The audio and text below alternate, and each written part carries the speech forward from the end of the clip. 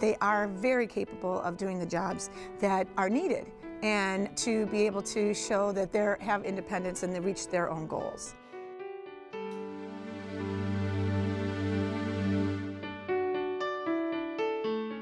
People with intellectual disabilities, developmental disabilities, have been working in businesses for a good 20, 25 years or so. Early on, the focus was placing persons with developmental disabilities into cleaning jobs, menial labor sorts of things. And we were all excited to do that because these are people who hadn't had opportunities to do those jobs in the past. As time has gone on, not surprisingly, people with disabilities have wanted more. They've wanted careers rather than just jobs. So one of the key things in this project is assisting in the transition for persons with disabilities from more menial labor types of opportunities to a more corporate sort of opportunity. In a corporate environment, you're going to find more of a demand model going to headhunters, to corporate employment specialists. Well, we do the same exact thing. And the beauty of this is we have power in numbers and we have power in collaboration, especially in this day and age where employment is something that we all seek. What we're trying to do is create inspiration and motivation to the folks that we represent, which are people with disabilities. But we also have a very strong talent pool. We provide coaching. We also provide workshops, sensitivity training, and anything else that an employer would want when it comes to hiring people with disabilities. It makes good business sense. We've worked with a number of corporations. We have studies that indicate hiring a person with a disability makes the company money.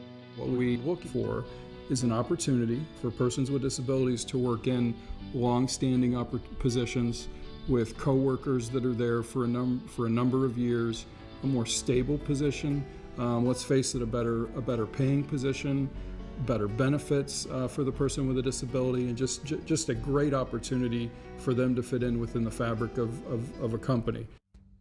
I think it's amazing to watch what they do and how they interact and how well they do their job. I mean, they do their job really, really well. Morning. How are you doing today? You're doing a good job today. The biggest thing is that they're always consistent.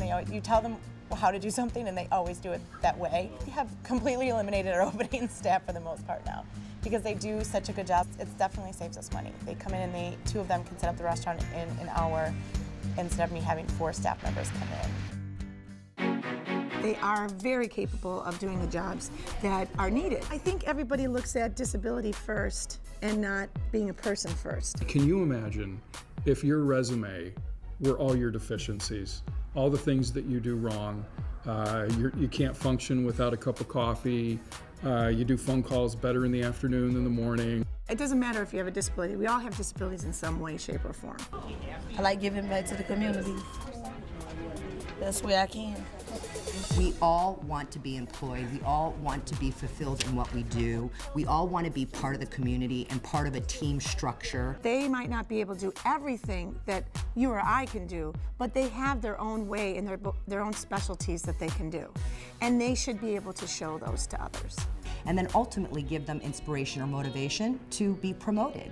I think ultimately that's not a people with disabilities issue, that's just a people's issue, folks that are looking for employment. Pianki is doing wonderful. He is working in mailroom, so he is now also taking computer classes, which is helping him educational-wise get on his goals and also help with a position that we could not fill. It really ends up being a win-win for everyone.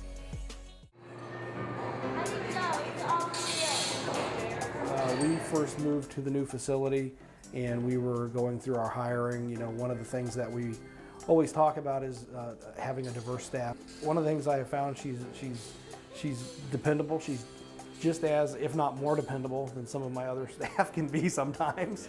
And she's a hard worker. You know, she gets in and she will ask questions if she doesn't know something. I read it already, and I like to help the kids out. It's great to have her on staff.